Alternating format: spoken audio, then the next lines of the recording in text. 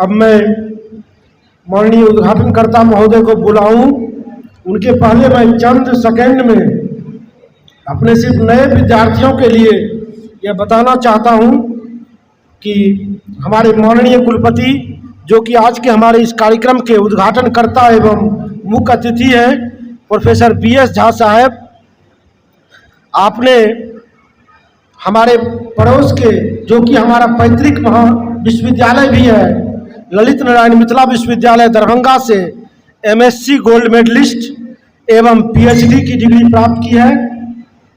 लगभग 45 वर्षों का सुदीर्घ शिक्षण अनुभव आप रखते हैं और इस बीच आपने अध्ययन, अध्यापन, लेखन एवं शोध के क्षेत्र में कई विशिष्ट उपलब्धियां प्राप्त की हैं और साथ ही साथ प्रशासनिक क्षेत्र में भी जहां कहीं भी रहे, जिस किसी भी पद पर रहे, वहां आपने अपनी कर्तव्यनिष्ठा, ईमानदारी एवं समर्पण का एक मिसाल कायम किया है। और इस दौरान आप हमारे ललित नारायण मिथिला विश्वविद्यालय में कई पदों पर रहे हैं, जिनमें से मैं कुछ प्रमुख पदों का नाम अपने विद्यार्थियों के लिए विशेष रूप से बताना चाहता हूं। आप APJ Abdul Kalam women's institute of technology जो कि बहुत ही महत्वपूर्ण संस्थान है मिथिला विश्वविद्यालय का, उसके लंबे समय तक निदेशक रहे हैं। मारवाड़ी कॉलेज दरभंगा के प्रधानाचार्य के रूप में आपने काफ़ी महत्वपूर्ण योगदान दिया है वहाँ के लिए। इसके अलावा आप जंतु विज्ञान विभाग के विभागाध्यक्ष, विज्ञान संकाय के संकायाध्यक्ष एवं विश्वविद्यालय के CCDC के पद पर भी आप कार्य कर चुके हैं और साथ ही साथ ललित नारायण मिथिला विश्वविद्यालय के दूरस्थ शिक्षा संकाय के आप सम्मानित निदेशक भी रहे हैं।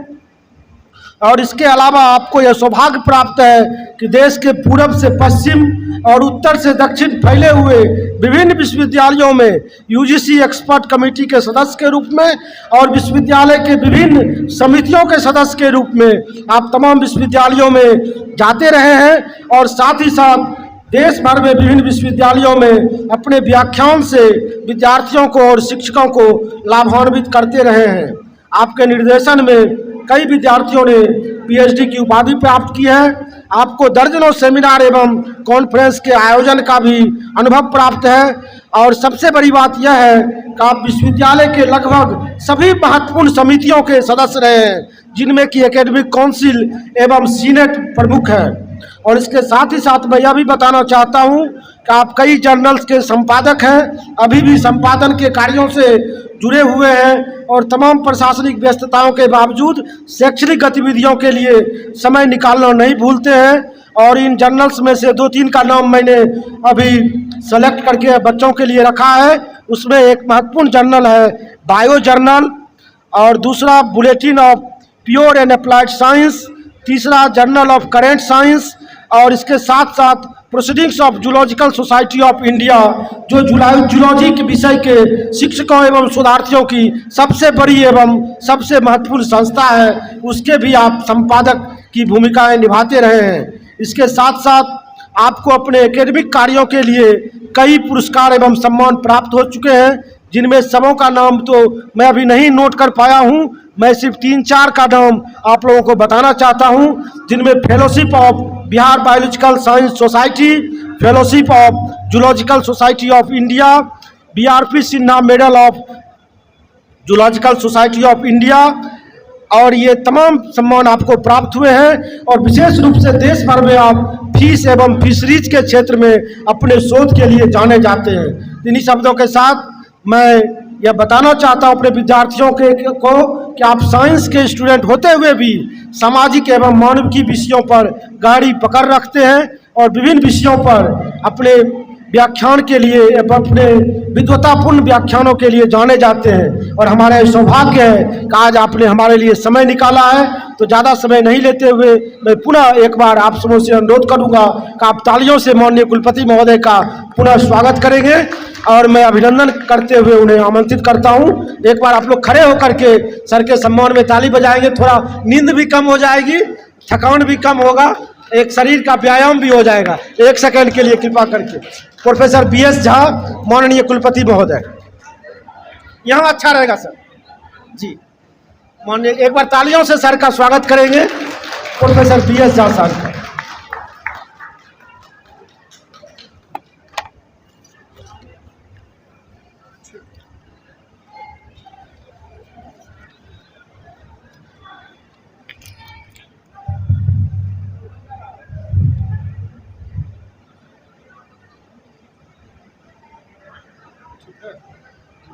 ठीक है जी सर।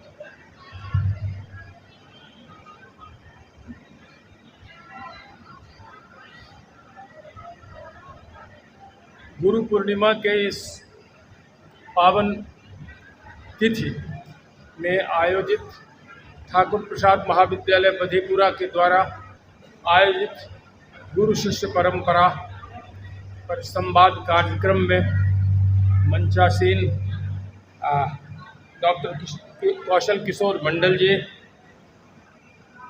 इस महाविद्यालय के प्रधानाचार्य डॉक्टर कैलाश प्रसाद यादव जी, हमारे विश्वविद्यालय के कुल सचिव डॉक्टर विपिन कुमार राय जी, इसी शहर के पार्वती विज्ञान महाविद्यालय के प्रधानाचार्य सह सामाजिक विज्ञान संकाय के संकाय अध्यक्ष अशोक कुमार जी, उनके बगल में बैठे हुए विश्वविद्यालय के प्रोक्टर विश्वनाथ विवेका जी, डॉक्टर ललन प्रसाद अत्री जी, मंचासीन हमारे मुरलीगंज के प्रधानाचार्य जवाहर पासवान जी, और कौन है बगल में, अच्छा, और मेरे लिए यह सुखद क्षण है कि आज मैं अभी नॉर्थ कैंपस से आया हूँ तो अपने डायरेक्ट शिष्य के हाथों सम्मानित हुआ हूँ। वो मेरे शिष्य और कोई यहाँ नहीं, सिर्फ डॉक्टर अरविंद कुमार हैं जो अभी साहूगढ़ DNMB कॉलेज के प्रधानाचार्य हैं। सभागार में उपस्थित सभी सम्मानित गुरुजन, छात्र छात्राओं, मीडिया के बंधुगण, मैं विशेष रूप से आज यहाँ छात्रों को संबोधित करने के लिए आया हूँ। एक विशेष संवाद लेकर के आया हूँ महामहिम कुलाधिपति का। ऐसा है कि आप जानते हैं कि आज का तिथि काफ़ी पुण्य तिथि है। आज ही के दिन महाभारत की रचना संपूर्ण हुई थी वेद व्यास जी के द्वारा। उनका जन्मदिन भी आज ही है। आषाढ़ मास के पूर्णिमा तिथि को उनका जन्म हुआ और वो वेद व्यास जी, कृष्ण के गुरु भी वैसे संदीपन जी हैं, लेकिन ये भी माने जाते हैं। तो ऐसे महामुनियों के जन्मदिन पर महामहिम कुलाधिपति महोदय ने एक दिन, हम लोग 4-5 कुलपति उनसे कुछ विषय पर हम लोग गहन चर्चा कर रहे थे, तो उन्होंने निर्देश दिया कि हमारी जो भारतीय संस्कृति में गुरु शिष्य परंपरा का जो हमारी विश्व में पहचान रही है, उसमें कुछ ह्रास आया है और क्यों नहीं उसको पुनः हम लोग प्रारंभ करें। खास करके नए एजुकेशन पॉलिसी, नई राष्ट्रीय शिक्षा नीति में के परिप्रेक्ष्य में गुरु शिष्य परंपरा का क्या महत्व है, इस पर छात्रों के बीच, शिक्षकों के बीच, प्रशासकों के बीच चर्चा होनी चाहिए। एक मैसेज जाना चाहिए उनके बीच में, कैसे इसको हम सशक्त बनावें, समृद्ध बनावें और नई शिक्षा नीति जो है उसमें गुरु शिष्य परंपरा का को सशक्त करते हुए कैसे हम शिक्षा के गुणवत्ता को बढ़ावें। इन सब विषयों पर कुछ मार्गदर्शन उनका मिला और उन्हीं के निर्देश पर बिहार के सभी विश्वविद्यालयों में आज की तिथि में यह गुरु शिष्य परंपरा मनाया जा रहा है, गुरु पूर्णिमा के सुअवसर पर। अभी बहुत सी बातें कौशल बाबू ने कही। मैं यहाँ आया तो मुझे 2 चीज़ बहुत अच्छा लगा कि एक उनके द्वारा ही लिखी किताब वर्तमान परिप्रेक्ष्य में राजनीति में धर्म की प्रासंगिकता, और एक पाषाण गुरु डॉक्टर कौशल किशोर सिंह द्वारा रचित मुझे मिला।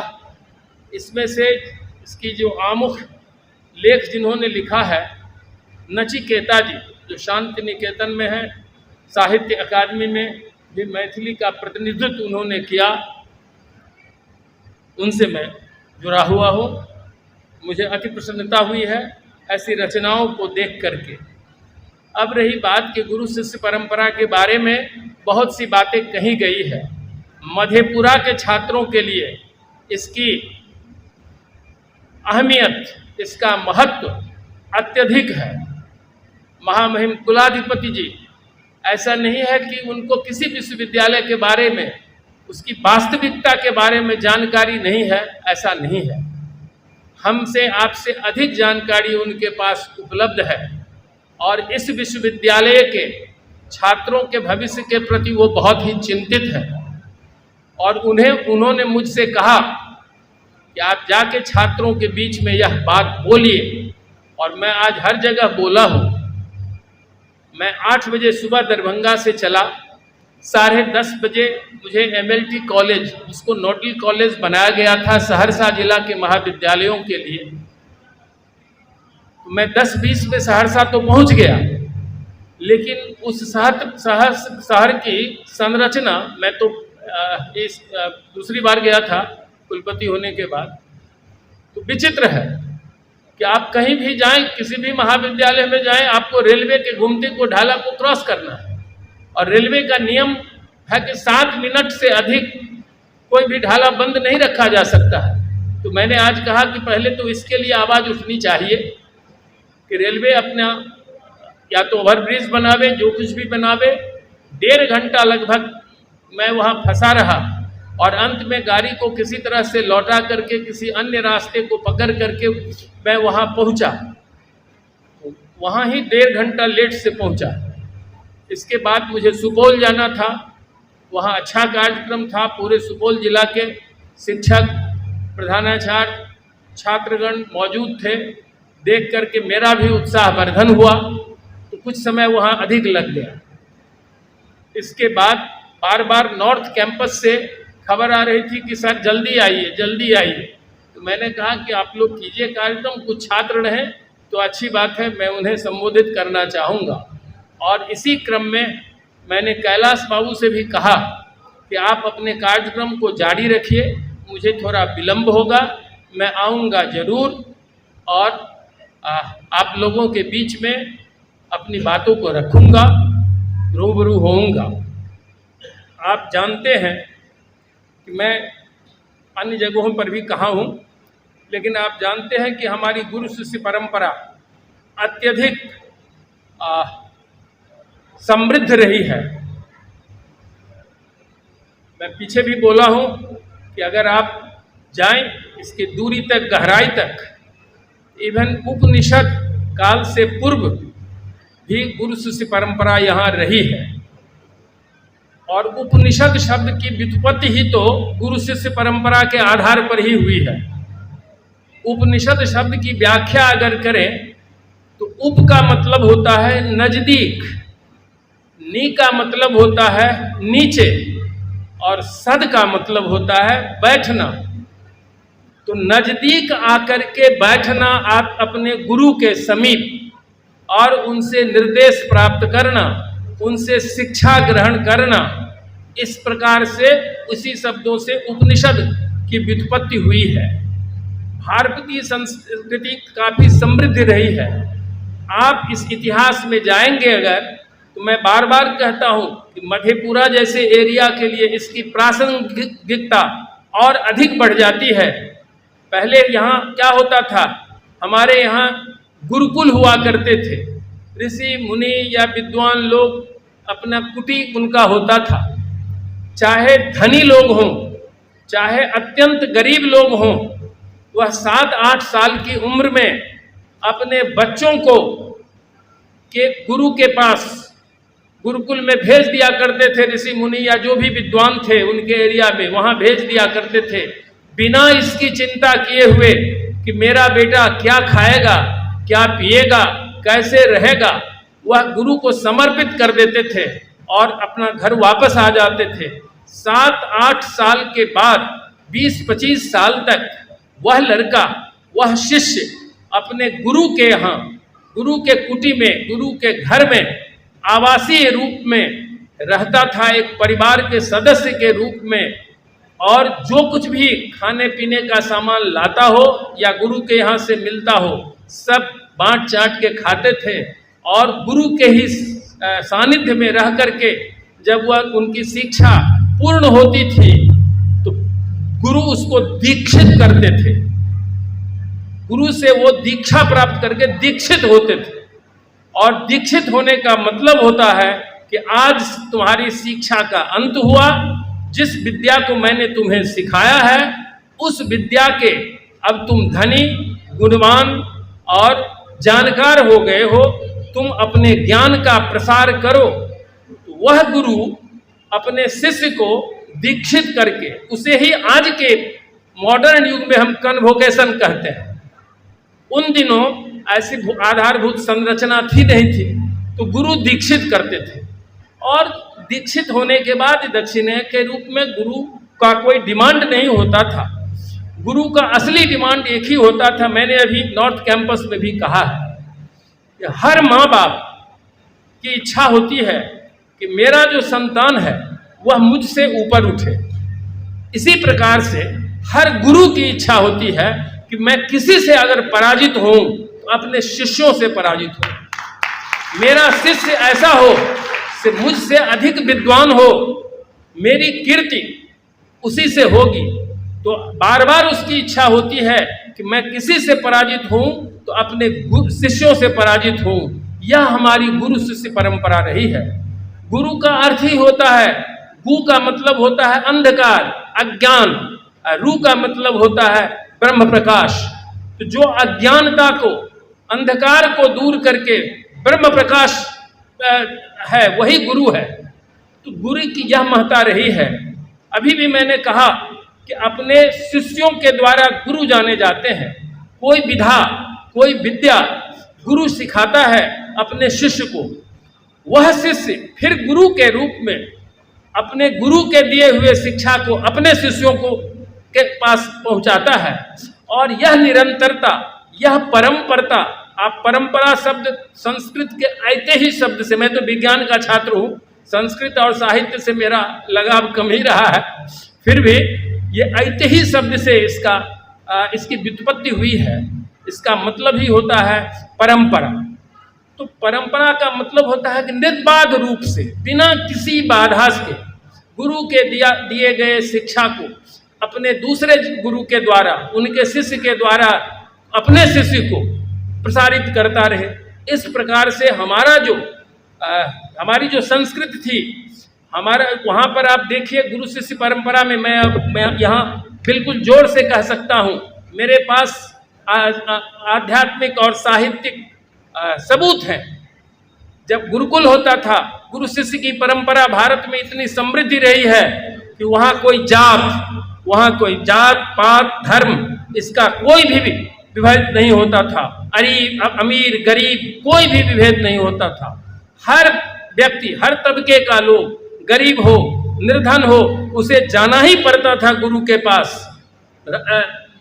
ये दशरथ, महाराजा दशरथ को संपत्ति की कोई कमी नहीं थी, लेकिन अपने पुत्र राम को शिक्षित करने के लिए उन्हें भेजना पड़ा वशिष्ठ के यहाँ। गुरु की यही महिमा है। तो हम लोगों ने सोचा, मतलब कुलाधिपति महोदय ने सोचा कि बीते वर्षों में, कुछ सदियों पूर्व, गुरु की जो परंपरा थी, जहाँ न कोई जाति का विभेद था, आज के राजनीतिक हमें जाति के आधार पर, आज के छात्र, आज के शिक्षक, मैं अपने को भी उसमें समाहित करता हूँ कि हर चीज जाति के रूप में ही सोचते हैं, कभी भी इससे कल्याण और ज्ञान नहीं हो सकता है। तो उन्होंने सोचा कि क्या किया जाए कुलाधिपति महोदय ने, ताकि लड़कों में जो सीखने वाले हैं, जो शिष्यों हैं, उनमें एक नए ऊर्जा का उत्साह स्फुरन हो। तो और नई शिक्षा नीति में इसकी क्या भूमिका है, इस पर तो प्रकाश डालना ही चाहिए। तो मैंने देखा, तो पहला चीज यह है कि कोई भी शिष्य अगर है तो उसमें अच्छे शिष्य में 5-6 कैरेक्टर होना चाहिए। यह आवश्यक नहीं है कि जो आपको क्लासरूम में पढ़ाते हैं, ठीक है वो भी गुरु हैं आपके, उन्हें भी हर सम्मान दीजिए, लेकिन आपके गुरु आपके अनुकूल होना चाहिए। तो गुरु का क्या होना चाहिए, गुरु का चरित्र कैसा होना चाहिए कि गुरु का ज्ञान, गुरु की नैतिकता, गुरु की नैतिक बल, शिष्यों के प्रति स्नेह, ज्ञान बांटने का निस्वार्थ भाव, शिष्यों के का गुरु के प्रति श्रद्धा। कभी भी वह गुरु जो किसी भी रूप में शिष्य से कोई आर्थिक फायदा न उठाना चाहे, निस्वार्थ भाव से अपने शिष्यों को ज्ञान दे, ऐसा चरित्र होना चाहिए शिक्षकों में।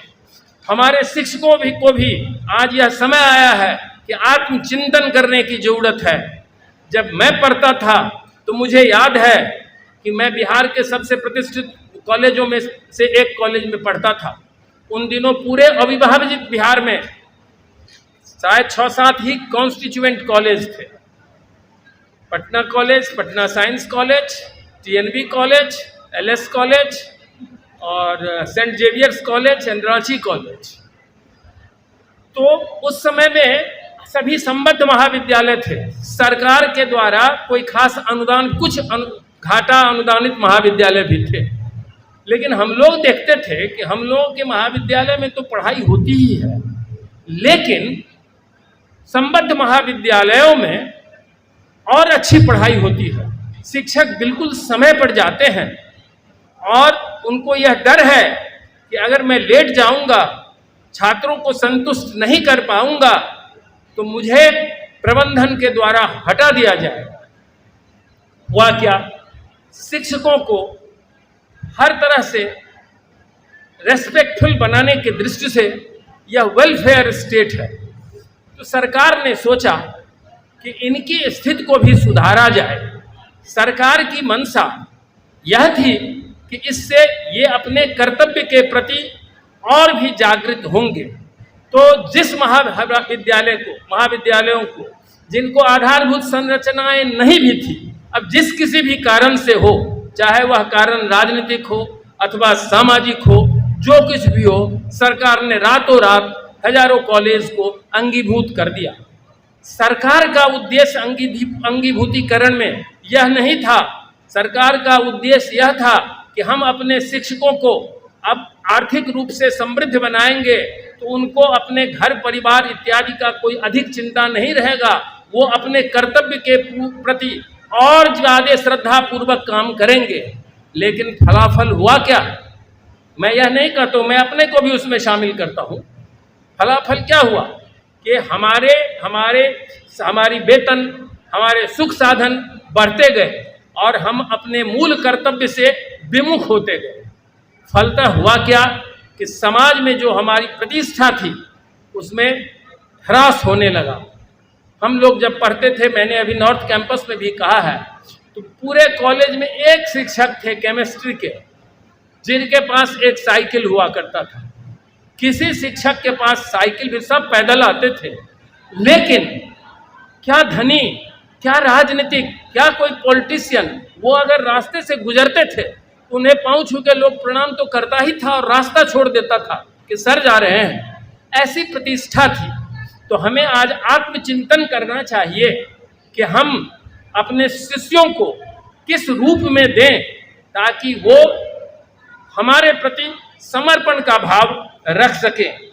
और कहा गया है कि गुरु जो होते हैं उनका रेस्पेक्ट अगर शिष्य नहीं करता है, शिष्य अगर अनुशासनहीन है, तो वो कभी भी आगे नहीं बढ़ सकता है। तो किसी भी शिष्य में 5-6 गुण होने चाहिए विद्यार्थियों में। सबसे पहला गुण है कि उसको स्मृति होनी चाहिए। दूसरा गुण होता है छात्रों में होनी चाहिए कि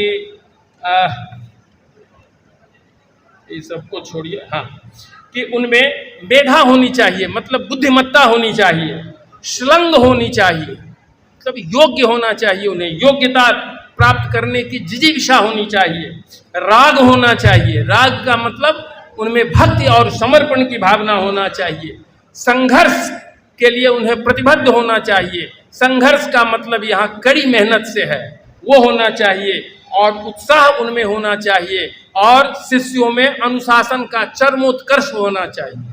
तो जैसे किसी गुरु में जो चरित्र होना चाहिए, जो अनुकरणीय हो, वैसे ही छात्रों में भी, शिष्यों में भी ये सब होना चाहिए। अब कहा गया है कि गुरु को तो शिव का रूप दिया गया है। एक संस्कृत का श्लोक है, यो गुरु सौ शिवः प्रोक्ता यह शिवः गुरु स्मृतः, मतलब जो गुरु हैं वही शिव हैं, जो शिव हैं वही गुरु हैं। विकल्पं यस्तु कुर्वीत सो नरो गुरुत्पल्मः। तो इसका मतलब है कि जो इसमें विभेद करता है वह पापी के समान है, ऐसा हमारे शास्त्रों में कहा गया है। अब आइए कि क्यों आज की तिथि में कहा गया महामहिम के द्वारा कि सभी विश्वविद्यालयों के लिए यह आवश्यक है। काफी हम लोग हर क्षेत्र के विद्यार्थियों के प्रति संवेदनशील हैं, लेकिन खतरा यह है कि कहीं ऐसा न हो जाए कि हमारे डिग्री का अवमूल्यन हो जाए। इसके लिए महामहिम अत्यधिक चिंतित हैं। हमारे पास 90% नंबर लेकर के लोग 90% लोग हैं। हर विद्यार्थी मधेपुरा में कहते हैं फेल हैं, पास कीजिए। फेल तो यहाँ कोई होता ही नहीं है। आप सोचिए, वैसी शिक्षा लेकर के आप क्या करेंगे? आपको कुछ भी हो जाए, आप कहीं भी, तो ऐसा न हो। मैंने अभी कहा 2007 की घटना बताया। मैं यूजीसी के एक कमेटी में चेयरमैन की हैसियत से गया था रिसर्च प्रोजेक्ट को डिस्ट्रीब्यूट करने के लिए, और बगल के कमरे में एक दूसरी कमेटी बैठी हुई थी। यूजीसी में एक दिन में 10-10 कमेटी बैठती है। तो मैं तो गया था रिसर्च प्रोजेक्ट को, और मुझे याद है कि बंगाल, बिहार, उड़ीसा और नॉर्थ स्टेट्स में जितने भी यूनिवर्सिटी हैं उसके साइंस के, माने हमारे सब्जेक्ट का जो भी रिसर्च प्रोजेक्ट था उसका मूल्यांकन करने के लिए मैं वहाँ बैठा हुआ था। लेकिन जब मैं गया खाने के वक्त में, लंच के समय में, सभी कमेटियों के सदस्य एक साथ एकत्रित हुए, तो मुझे लोगों ने कहा, वो लोग दूसरा चीज देख रहे थे, वो लोग स्टूडेंट डेटा तैयार कर रहे थे, कहाँ कितना फर्स्ट क्लास निकलता है, उस फर्स्ट क्लास वाले ग्रेजुएट या पोस्ट ग्रेजुएट की क्या स्थिति है, उसकी समीक्षा वो कमेटी कर रही थी। तो मुझे ने कहा, उन लोगों ने कहा कि doctor Jha are you from Bihar? मुझे याद है कि मैंने कहा yes I am from Bihar and I am proud to be a Bihari. तो उन्होंने कहा कि एक चीज बताइए, अभी बिहार का डेटा हम लोग करके आए हैं, तो 80% स्टूडेंट यहाँ फर्स्ट क्लास होल्डर है, लेकिन एक नेट क्वालिफाइड यहाँ 0.2% है उस समय में। ये क्यों? इसका मतलब क्या है? क्वालिटी में गुणवत्ता नहीं है।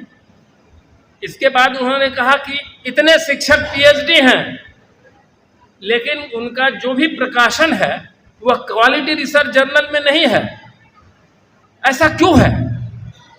जो भी बात हो, उन्होंने तो फैक्ट कहा, लेकिन मैं एक बिहारी होने के नाते अपने स्टेट को जो भी डिफेंड करना था वो तो किया। लेकिन मुझे याद है कि मैं लौट के आया तो मैंने कहा कि मुझे लगता है कि अब पीएचडी रेगुलेशन में कुछ चेंज आएगा, और मैंने कहा, और महीना 2 महीना के अंदर 2009 रेगुलेशन आ गया। फिर उस रेगुलेशन के तहत क्या हुई, तो उस रेगुलेशन के आधार पर भी पीएचडी होने लगा। बिहार में सुधार नहीं हुआ, न शिक्षक चाहे न स्टूडेंट चाहा कि इसमें सुधार हो। बाय हुक और बाय क्रुक उसे यह डिग्री मिल जाए, ज्ञान हो या नहीं हो वो हार्डली मैटर्स फॉर देम। तो उसके बाद फिर आया कि इसको और सशक्त बनावे। तो इसके बाद क्या आया? तो उसके बाद आया 16 का रेगुलेशन। और मैं आपको बताऊं, मैं धन्यवाद देता हूं, यहाँ एक छात्र बैठा हुआ है रंजन, लेकिन वो मुझे कुछ पोस्ट करता रहता है, लेकिन जो चीज़ मैं बना के आता हूं उसी को वो पोस्ट करता है। फिर भी मैं उसके प्रति आभार व्यक्त करता हूं कि कम से कम इतना सजग है। 10 दिन कबल मैं 3 वाइस चांसलर हम लोग बैठे थे, और महामहिम एकदम एडमेंट थे कि जो नेशनल पॉलिसी है पीएचडी का वही होगा। और हम लोगों की 3 वीसी की कमेटी थी जिसको नए पीएचडी एडमिशन का रेगुलेशन और स्टैट्यूट बनाना था। I was the first VC जो कहा कि देखिए एक ही बार ब्रेक लगाना ठीक नहीं होगा। तो ऐसा क्यों नहीं करें हम लोग कि 50% हम ले लें पैक्ट के जरिए, और 50% हम ऑल इंडिया टेस्ट एनटीए से यूजीसी से जो आएगा उससे लें। तो उन्होंने कहा कि ये करने से क्या फायदा होगा, क्वालिटी में तो डिटोरेशन होगा ही, फिर वो 50% लड़के तो वैसे ही रहेंगे। तो मैंने कहा कि नहीं सर, परिवर्तन होगा। इसलिए होगा कि जो ऑल इंडिया कंपटीशन से आएंगे उनमें गुणवत्ता होगी, और जो हमारे पैट से आएंगे उनमें भी गुणवत्ता होगी, चूंकि पैट क्लियर करके आवेंगे लेकिन उनसे थोड़ा कम होगा। लेकिन उनके संगत में रह करके, उनके कंपनी में रह करके वो भी अपनी क्वालिटी को और आगे बढ़ा सकेंगे। ये क्लिक किया महामहिम को, और तब ये पैट रेगुलेशन बना, जिसका कि नोटिफिकेशन भी हो गया है।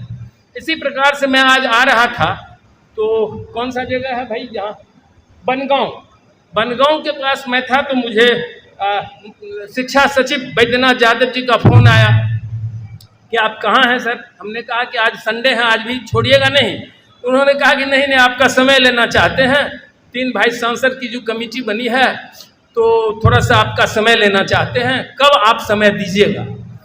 तो मैंने कहा कि देखिए, अगर आप मुझे 6 से 11 तक बेंगलोर में रहना है, एक इंटरनेशनल कॉन्फ्रेंस है जहां Germany, Ethiopia, Bangkok, states, Japan, इससे साइंटिस्ट आ रहे हैं, और मुझे वहां एक सेशन को चेयर करना है और एक नोट एड्रेस डिलीवर करना है, तो मैं उतना दिन नहीं रहूँगा, आप उसके बाद रखिए।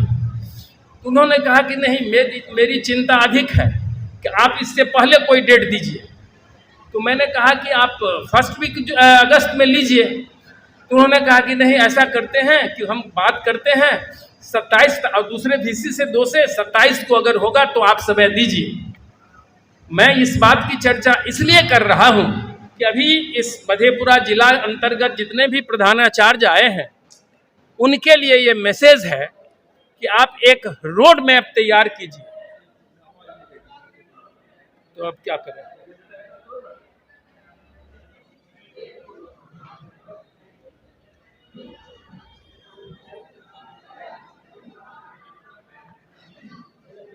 चलिए, ऐसे ही बोलते हैं, आवाज आई तो ऐसे ही बोल देते हैं। आवाज देते हैं।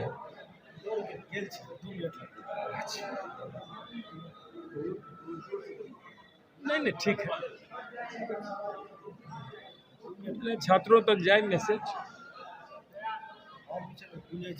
हाँ, बुझे छे, बहुत ज्यादा जोर से कि अच्छा, तो हम धीरे से बाजू। ठीक है, एकदम सही। मैंने इको प्रूफ में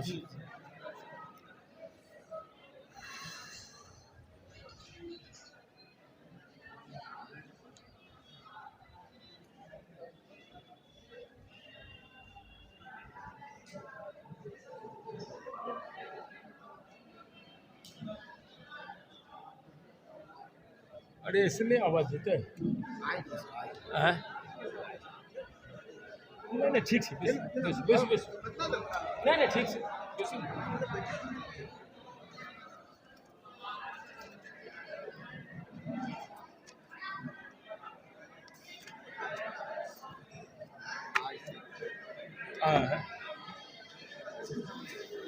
छोड़ दो।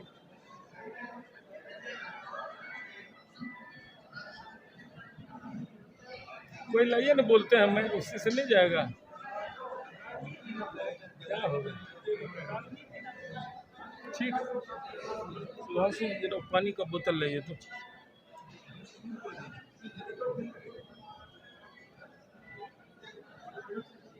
नहीं, वैसे बोतल दीजिए ना।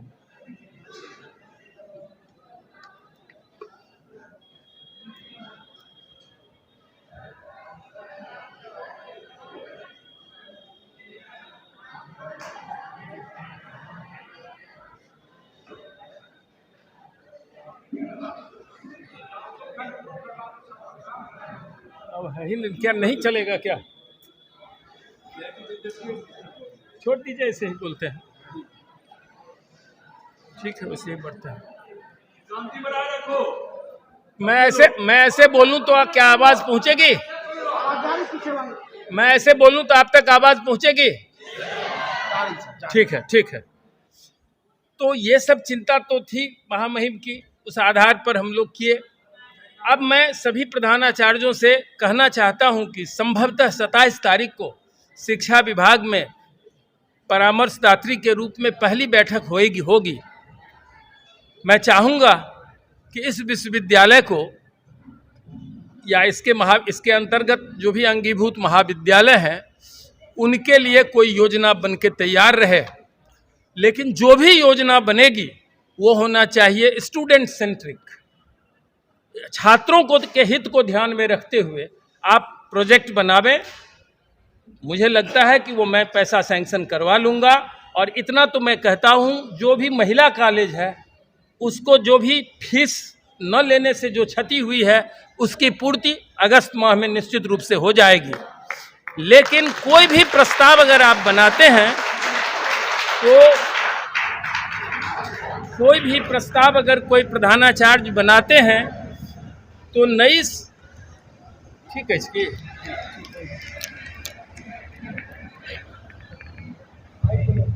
ठीक, कोई भी प्रधानाचार्य अगर अपने महाविद्यालय से संबंधित कोई रोड मैप अगर तैयार करते हैं तो छात्रों को ध्यान में रख के कीजिए। ये भौतिक संसाधन बहुत मायने नहीं रखता। आर्थिक रूप से संपन्न हो जाएं हम तो वो धनी होता है। धनवान बड़ा आदमी नहीं होता है, बड़ा आदमी होता है चरित्र से, जिसका मेंटल फैकल्टी डेवलप होता है उससे होता है। आर्थिक रूप से संपन्न लोग तो धनी होते हैं, बड़े व्यक्ति नहीं होते। बड़े व्यक्ति विचार से होते हैं, चरित्र से होते हैं, जो अनुकरणीय होते हैं।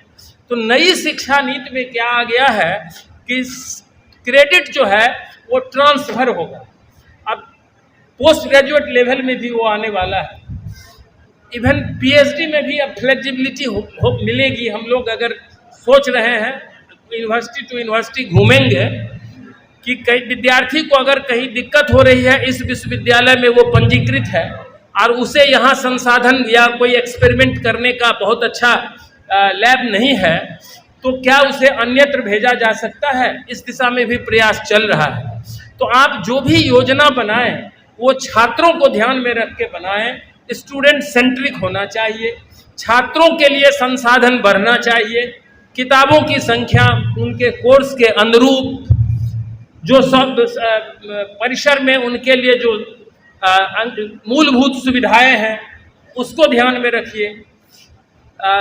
वो ऐसा कोई रोड मैप लाइए और वो बना के रखिए कि मैं चाहूँगा कि बेंगलोर जाने से पहले आपके द्वारा जो भी है उसको फिर उस पर चर्चा करूं और अगली बैठक में मैं बिहार सरकार से वो ग्रांट लाऊं। लेकिन अब चिंता कहाँ अधिक है वो मैं छात्रों से कहना चाहता हूं। आप जो भी कर रहे हैं वो आप कर रहे हैं। आप अभी नहीं समझ रहे हैं कि आपका भविष्य कहाँ जा रहा है। आपको है कि हमको 0 है फिर भी पास कर दीजिए, कुछ नहीं होगा इससे।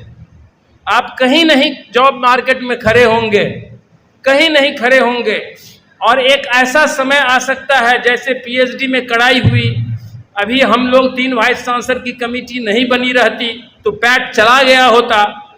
तो हम लोगों ने कहा कि एक ही बार ब्रेक नहीं लगना चाहिए, छात्र हित में हम लोग खुद ही सोचते हैं, लेकिन छात्रों के लिए भी आवश्यक है कि वह आत्मचिंतन करें। मैंने अभी कहा है कि पूना विश्वविद्यालय को आप देखिए तो उसका हर 2nd डिवीजन और 3rd division pass out students को एम्प्लॉयमेंट मिलता है, बॉम्बे यूनिवर्सिटी के 1st क्लास को नहीं मिलता है।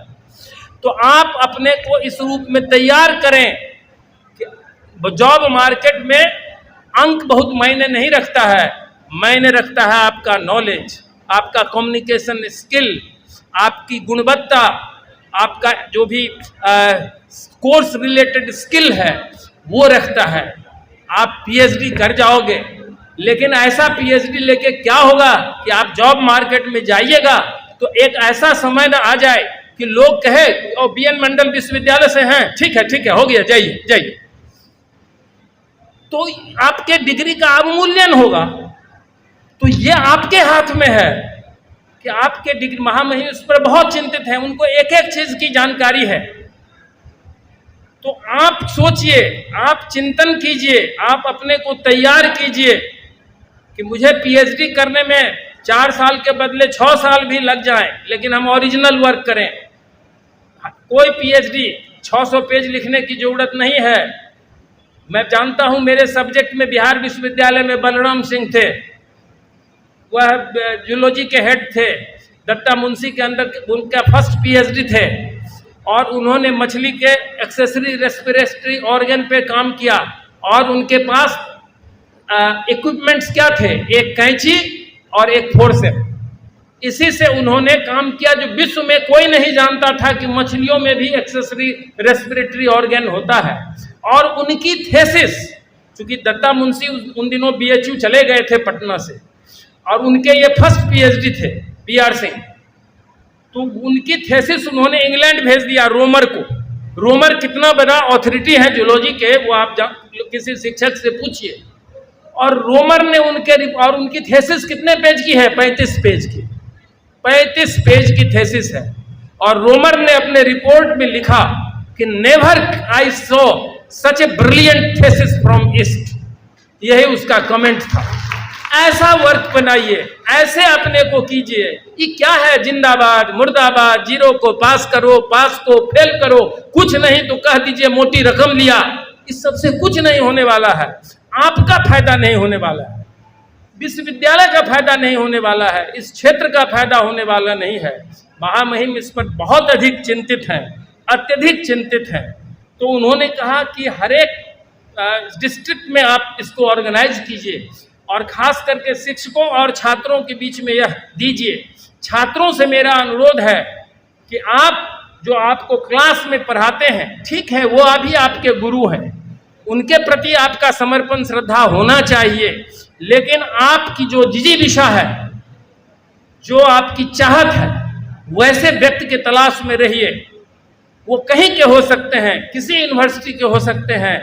ऑनलाइन पोर्टल पर जाइए और आप देखिए कि जो मटेरियल आपको मिल रहा है कहाँ से मिल रहा है, वैसे शिक्षकों से इंटरैक्ट कीजिए। आज तो आपको लगेगा कि ज्ञान का भंडार कैसे अपने में समाहित किया जा सकता है। तो ये तो पुरानी बात हुई।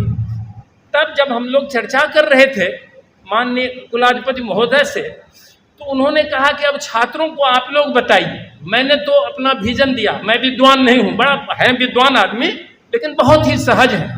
उन्होंने कहा कि बड़े भाग्य से लोग मानव जीवन को प्राप्त करते हैं।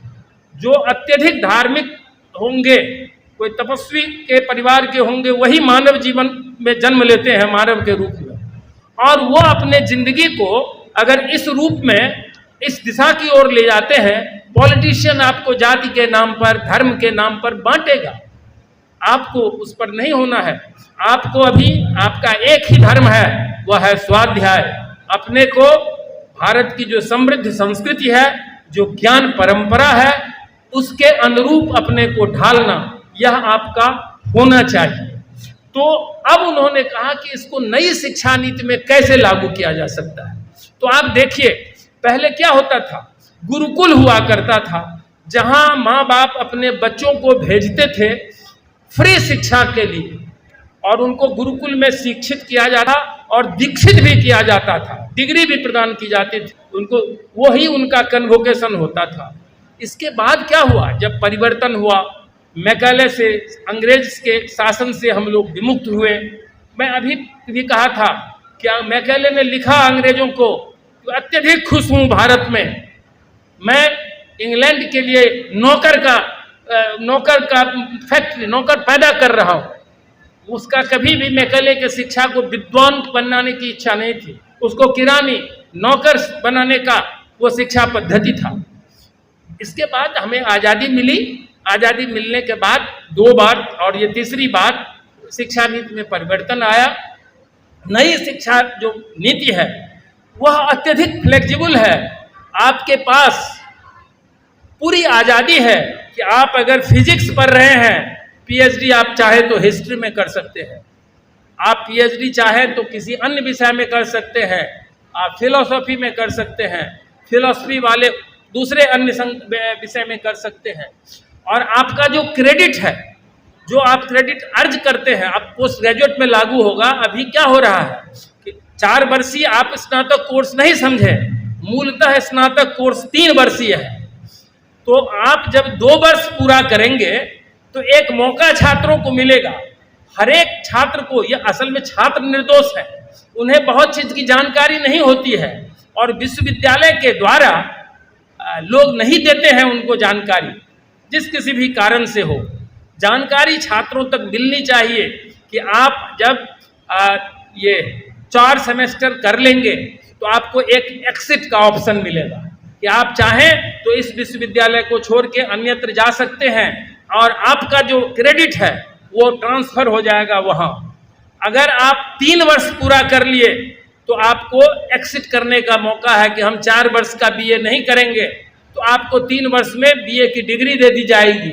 4 वर्षीय डिग्री उन्हीं के लिए आवश्यक है जो हायर एजुकेशन में जाना चाहते हो, डायरेक्ट पीएचडी में जाना चाहते हो, ऐसे लोगों के लिए है। तो 3-4 ऑप्शन है उसमें। आपके क्रेडिट्स को मैं जब यहाँ आया तो मुझे नहीं जानकारी थी पहले क्या होता था, तो मैंने बुलाया कि भाई विद्यार्थियों का क्रेडिट कहाँ है, तो सारे लोग चुप हो गए। तो मैंने बुलाया उसको और आज देखिए डिजी लॉकर में आपका विश्वविद्यालय बिहार के पैमाने पर दूसरे स्थान पर है। नालंदा ओपन यूनिवर्सिटी पहले पर और दूसरा पर है आपका बीएन मंडल यूनिवर्सिटी। हमने जितने छात्रों का डिजी लॉकर में करवा दिया है वो आप देखें, आपको और कहीं से इंडिया में कोई देख सकते हैं उतने छात्रों का, उनका मार्क्स, उनका सब्जेक्ट, उनका क्रेडिट, उनके द्वारा अर्न किए गए जितने भी जो भी चीज़ है वो सारा डाल दिया गया है। तो ये सब धीरे धीरे होने की बात चल रही है। लेकिन आप आत्मचिंतन कीजिए कि नई एजुकेशन सिस्टम में जब गुरुकुल परंपरा था तो गुरु और शिष्य का वो रिलेशनशिप था। अब हम लोग क्या करेंगे, भारत आज़ाद हुआ, विकास हुआ, अब हमारे पास आधारभूत संरचना बढ़ी है, लेबोरेटरीज बढ़े हैं, हमारे पास अब एसी रूम है, हमारे पास अब सभागार है, सब कुछ है। तो अब क्या नहीं है, तो वो छात्र नहीं है समर्पण के जो गुरुकुल में हुआ करते थे, और वो शिक्षक नहीं है जो गुरुकुल में हुआ करते थे कि निस्वार्थ भाव से हम छात्रों के बीच में शिक्षा का अलग जगाएंगे। दोनों चीज का अभाव है। तो नए एजुकेशन पॉलिसी में इसीलिए मेंटर और मेंटी का व्यवस्था किया गया है। तो आपके मेंटर कौन है, आपके शिक्षक, और मेंटी कौन है, तो स्टूडेंट्स। तो यह जवाबदेही बनती है प्रत्येक विश्वविद्यालय के प्रधानाचार्य का कि आप शिक्षकों के साथ बैठिए। अगर किसी विषय विशेष में 60 स्टूडेंट हैं और आपके पास 4 टीचर हैं तो 15 स्टूडेंट को एक टीचर के साथ, उस टीचर को 15 स्टूडेंट के लिए मेंटर बनाइए, और वो मेंटर वो उसके लोकल गार्जियन भी होंगे। निस्वार्थ भाव से बिना किसी लोभ के उनको गाइड करना चाहिए, उस स्टूडेंट को पॉजिटिव थिंक देना चाहिए, अपने आप को ऊपर ले जाइए, और तब वह स्टूडेंट आपसे प्रेरित होगा और वो उसको पढ़ने की ललक जगेगी तो वो पढ़ेगा। तो नई शिक्षा नीति में हम मेंटर और मेंटी रिलेशनशिप को जितना समृद्ध करेंगे, हमारी नई शिक्षा नीति उतना सफल होगा और अंग्रेजों के दिए गए शिक्षा से हम उतने दूर होते जाएंगे। और नई शिक्षा नीति में जो फ्लेक्सिबिलिटी है, इसके जो भी कैरेक्टरिस्टिक फीचर्स हैं, वो आपको स्वरोजगार पैदा करने के लिए भी तैयार करता है। आप रोजगार स्वयं नहीं भी मिलेगा आपको तो आप 50 लोगों को रोजगार दे सकते हैं। मेरा एक रिसर्च पब्लिकेशन हुआ है, बहुत जगह से उसका डिमांड हुआ है, अभी मैं बेंगलोर में भी उसको पढ़ूंगा। वेस्ट बंगाल के एक यूनिवर्सिटी है मालदा में, गौरबंग यूनिवर्सिटी, उसमें जनवरी में मैंने उस आलोक को पढ़ा। स्वयं ममता बनर्जी भी मौजूद थी, उन्होंने मुझे बंगाल के उस कमेटी में भी रख दिया। मैंने देखा कि बंगाल में जा रहा था मैं दरभंगा से, तो हावड़ा से जब चला तो रेलवे लाइन के दोनों साइड में छोटे छोटे गड्ढे हैं और उसमें कुछ पानी उनी जमा हुआ है। और मैं एक रियल अपना प्रोजेक्ट करके गया था। मेरी एक स्टूडेंट है, अब तो वो लेक्चरर है, एक डॉक्टर की बेटी है, इंजीनियर की पत्नी है और जादव समाज से है। उसको पढ़ने की ललक थी। उसने मुझे कहा कि सर हम किसी के साथ पीएचडी नहीं करेंगे, आप ही करा दीजिए। तो मैंने कहा कि मेरे साथ पीएचडी करोगी तो काम करना पड़ेगा, 3 साल के बदले हो सकता है 6 साल लगे तुमको काम करना पड़ेगा। उसके हस्बैंड आए कि नहीं sir, she will do the work. तो मैंने एक ब्लॉक में एक छोटा सा जमीन एक गरीब आदमी का कहा कि ये जमीन दे दो। तो किसी तरह से उस जमीन को हम लोगों ने लिया और कुछ नहीं किया, बिना किसी पेस्टिसाइड के यूज किए हुए, बिना एक ऑर्गेनिक फार्मिंग किया, जिसमें एक ही साल में एक ही समय में मछली, मखाना, सिंघार, चेस्टनट जिसे कहते हैं, वो तीनों का ऑर्गेनिक खेती हम लोगों ने किया। कुछ नहीं किया, उसको एक्सकवेट किया, अपना स्टैंडर्डाइज किया, केवल काऊ डंग, गाय का गोबर हम लोगों ने उसमें यूज किया, उसका पेटेंटिंग भी हो गया है। और 1 हेक्टेयर में सारे खर्च को काटने के बाद उस किसान को 2,79,000 रुपये का फायदा हुआ। और उस जिसकी जमीन हम लोगों ने ली, उसको मैंने फिर वो पैसा जो हुआ उसको दे दिया गया। वहाँ मखाना रिसर्च इंस्टीट्यूट है भारत सरकार का दरभंगा में। बंगाल के लोगों ने मुझे कहा कि हमारे कुछ छात्रों को बंगाल का सॉइल टोपोग्राफी और बिहार का बहुत मिलता जुलता है, कहा कि कुछ को वहाँ भेजते हैं हम लोग, उसको ट्रेनिंग दिलवा दीजिए। मैंने कहा भेजिए, और वहाँ के लोग आए, उनमें सीखने की समर्पण है और वहाँ खेती अब वहाँ भी होगी। तो आप देखिए, मैं आज जा रहा था तो सुपौल से पहली बार गया था, कोई नया रास्ता था वो सहरसा से सुपौल का। तो ऐसे ही मैंने देखा कि रोड के किनारे कुछ छोटे छोटे तालाब है, उसमें मखान हो रहा है, लेकिन उसमें मखान की खेती अधिक नहीं होगी क्योंकि उसका डेप्थ ज़्यादा था। थोड़ा सा आप जाइए पब्लिक के बीच में, उनसे इंटरेक्ट कीजिए, आपको अपने शोध का विषय मिलेगा, ओरिजिनलिटी मिलेगी। ये सब काम करना चाहिए और छात्रों को बिल्कुल यह होना चाहिए कि मैं पूना यूनिवर्सिटी के तरह का स्टूडेंट बनूं, 2nd डिवीजन से पास करूं, लेकिन मेरे डिग्री को पहले जॉब मार्केट में महत्व मिले बनिस्पत की किसी दूसरे विश्वविद्यालय के 1st क्लास के डिग्री से। इन्हीं संबोधनों के साथ मुझे आने में अत्यधिक विलंब हुआ, इसके लिए मैं पुनः आयोजनकर्ता से क्षमा याचना करता हूं, छात्रों से, छात्राओं से भी मैं क्षमा याचना करता हूं कि आपने धैर्यपूर्वक मुझे सुना, इतनी लंबी अवधि तक आप रुके रहे, इसके लिए मैं आपके प्रति आभार व्यक्त करता हूं, धन्यवाद ज्ञापित करता हूं। गुरु पूर्णिमा के अवसर पर आपको अनेक शुभकामनाएं, बधाई देता हूं। आप विश करता हूं कि आप भविष्य में अच्छे नागरिक बने, मधेपुरा का नाम रोशन करें, अच्छे नागरिक बने, सच्चरित्र बने। इन्हीं शब्दों के साथ पुनः मैं एक बार कैलाश बाबू को विशेष रूप से धन्यवाद देता हूं। सुधांशु जी मेरे 3rd जनरेशन के स्टूडेंट होंगे, अगर मैं इनका टीचर होता तो इनके टीचर का टीचर का टीचर होता। तो टीचर 4 तरह के होते हैं, ये भी मैंने कहा, कम से कम स्टूडेंट को 4 जनरेशन के टीचर को रेस्पेक्ट करना चाहिए। वह जो आज आपको पढ़ा रहा है वह आपका गुरु हुआ। इसके बाद आपके गुरु का, वर्तमान गुरु का जो गुरु है वह आपका परम गुरु हुआ। अब परम गुरु का जो गुरु है वो आपका परपर गुरु हुआ, और परपर गुरु का जो गुरु हुआ वह आपका परमेष्ठ गुरु हुआ। तो 4 जनरेशन के गुरु का क्या होता है, a student is known by his teacher. तो कहता है, हम लोग इंटरव्यू में जाते हैं, कोई BHU का प्रोडक्ट मिलता है। मैंने बिहार यूनिवर्सिटी सर्विस कमीशन में 19 ईस्वी में एक इंटरव्यू लिया, तो एक लड़की जो आज हमारे यहाँ PG डिपार्टमेंट में है, वहाँ पारुल बनर्जी, तो she was an excellent student. तो मैंने उसको पूछा कि किसके स्टूडेंट हो, उसने कहा BN सिंह का। तो जब ही कही कि मैं BN सिंह का स्टूडेंट हूँ तो मुझे लगा कि she must be a very good geneticist. वो BHU के मॉलिकुलर बायोलॉजी के जेनेटिक्स के बहुत बड़े विद्वान हैं। तो अपने शिष्यों से, अपने गुरु के माध्यम से शिष्य को जाना जाता है, और हर गुरु चाहता है, और वही पारुल बनर्जी आज बेस्ट 3 इसका मेरे ही कुछ हेल्प से वह 3 जर्नल का एडिटर बनी है, और जर्मनी वो एक रिसर्च पेपर पढ़ने जा रही है। उसके गुरु ने उनको चिट्ठी लिखी BN सिंह वाराणसी से कि आज मुझे नया जीवन मिला, कि मैं देख रहा हूं कि मेरी जो शिष्या है वह मुझसे अधिक ज्ञानी हो रही है।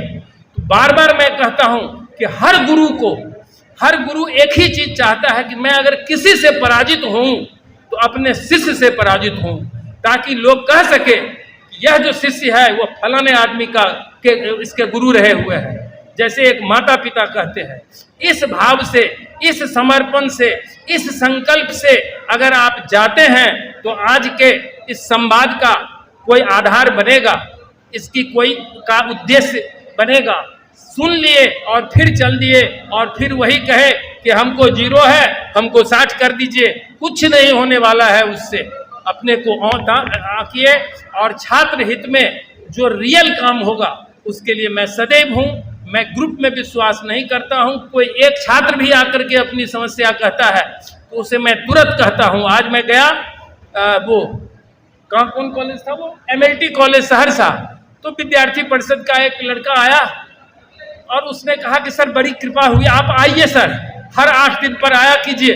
तो मैंने कहा क्यों, 8 दिन पर संभव है किसी कुलपति के लिए आना? तो कहा सर आज आप आए हैं तो देखिए साफ हो गया। ऐसी गंदगी रहती थी, लोग पाँव नहीं दे सकता था। और कोई BCA कोर्स या कुछ कहा कि इसमें इतनी पैसा ले जाया जाता है, कुछ पढ़ाई नहीं होती है। वहीं मैंने तत्काल प्रिंसिपल साहब को कहा कि दोबारा ऐसी शिकायत नहीं आनी चाहिए और इस समस्या के लिए मैं अलग से कभी आऊँगा। और प्रधानाचार्य जी, आपको नहीं मालूम होगा कि मैं किस दिन आऊँगा, और अगर उस दिन आप पकड़े गए तो फिर आप समझिएगा। छात्र का जो रियल समस्या है, जो गलत समस्या है, उसको कभी इंटरटेन नहीं कीजिए, तभी यह गुरु शिष्य परंपरा समृद्ध होगा। एक बार पुनः आप सबों को बहुत बहुत धन्यवाद, बहुत बहुत शुभकामना और आभार।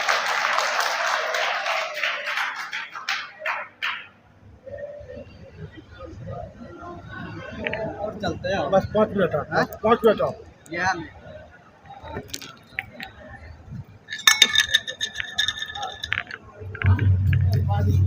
मैं विद्यार्थियों से अनुरोध करूंगा